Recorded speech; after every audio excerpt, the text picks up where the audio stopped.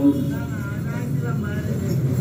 আপনারা জানেন গতকাল আমাদের দলের সম্মানিত ভারপ্রাপ্ত চেয়ারম্যান তিনি একটি ত্রাণ সংগ্রহ কমিটি গঠন করার নির্দেশ দিয়েছিলেন। সেই অনুযায়ী কমিটি কার্যক্রম শুরু করেছে। আর সকাল থেকেই তারা মিটিং করেছেন এবং ত্রাণ সংগ্রহের জন্য ইতিমধ্যে আপনাদের আমাদের বেশ কিছু সরঞ্জাম চলে এসেছে।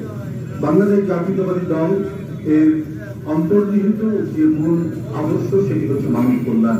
শহীদ রাষ্ট্রপতি জিয়াউর রহমান থেকে শুরু করে দেশনেত্রী বেগম খালেদা জিয়া এবং দেশ নায়ক তারেক রহমান তাদের রাজনীতির মূল মন্ত্র হচ্ছে দুর্গত মানুষ, উপদ্রুত মানুষ এবং যে কোনো সেটি প্রাকৃতিক হোক, রাজনৈতিক হোক, যে কোনো দুর্যোগে সাধারণ মানুষের পাশে থাকা, ভুক্তভোগী মানুষের পাশে থাকা।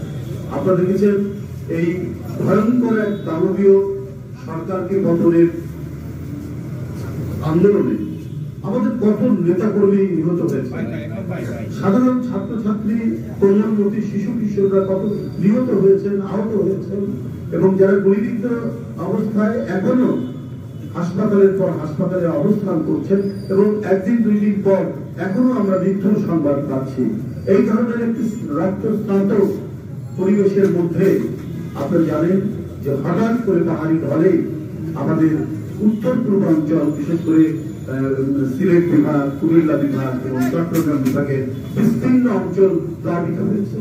এই বিস্তীর্ণ অঞ্চলে বহু মানুষ এসে গেছে, লক্ষ লক্ষ মানুষ তারা পানিবন্দী অবস্থায় রয়েছে এবং প্রায় 30 থেকে 35 লক্ষ মানুষ তারা এই বন্যার কবলে প্রত্যক্ষ এবং পরোক্ষভাবে ক্ষতিগ্রস্ত হয়েছে।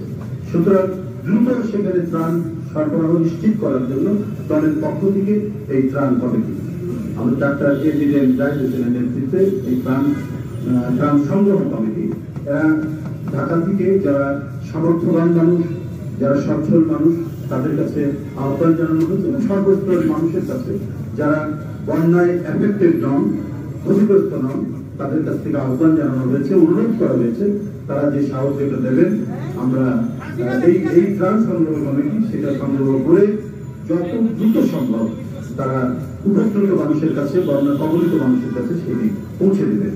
সেই উদ্দেশ্যেই তারা সকাল থেকে কার্যক্রম শুরু করেছেন। এখন তাদের সামগ্রিক কর্মকাণ্ড নিয়ে আপনাদের সামনে বিস্তারিত কথা বলবেন আমাদের এজিএম জাহিদ হোসেন, দলের জাতীয় স্থায়ী কমিশন। উপস্থিত সাংবাদিক ভাইরা, নেতৃবৃন্দ, আমাদের এখানে এখন আমাদের সংগঠনের চট্টগ্রাম ডিভিশনের সাংগঠনিক সম্পাদক মানবের স্বামী এবং কুমিল্লা ডিভিশনের সাংগঠনিক সম্পাদক ডক্টর সেলিম এবং সিলেট ডিভিশন সাংগঠনিক সম্পাদকের নেতৃত্বে সেখানে কাজ চলছে।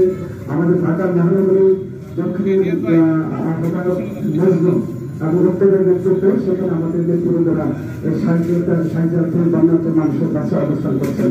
এখন বক্তব্য রাখবেন আমাদের এই কেন্দ্রীয় কমিটির সম্মানিত আহ্বায়ক ডক্টর জাহিদ হোসেন।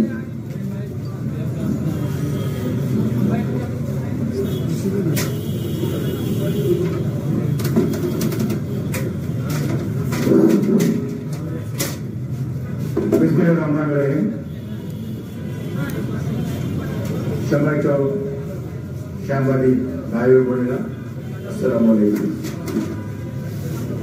আমাদের দলের সিনিয়র যুগ্ম মহাসচিব অ্যাডভোকেট রুহুল কবির ইসলাম আমাদের কাছে আপনারা এই ত্রাণ সংগ্রহ বা ত্রাণ বিতরণ কমিটি প্রেক্ষাপট শুনেছেন এবং এই কমিটির সদস্য সচিব অ্যাডভোকেট আব্দুল সালাম জাদ, যুগ্ম মহাসচিব বাংলাদেশ জাতীয়তাবাদী দল, এবং এখানে উনি আমাদের যে কমিটি গঠন প্রক্রিয়া সম্পর্কে বলেছেন।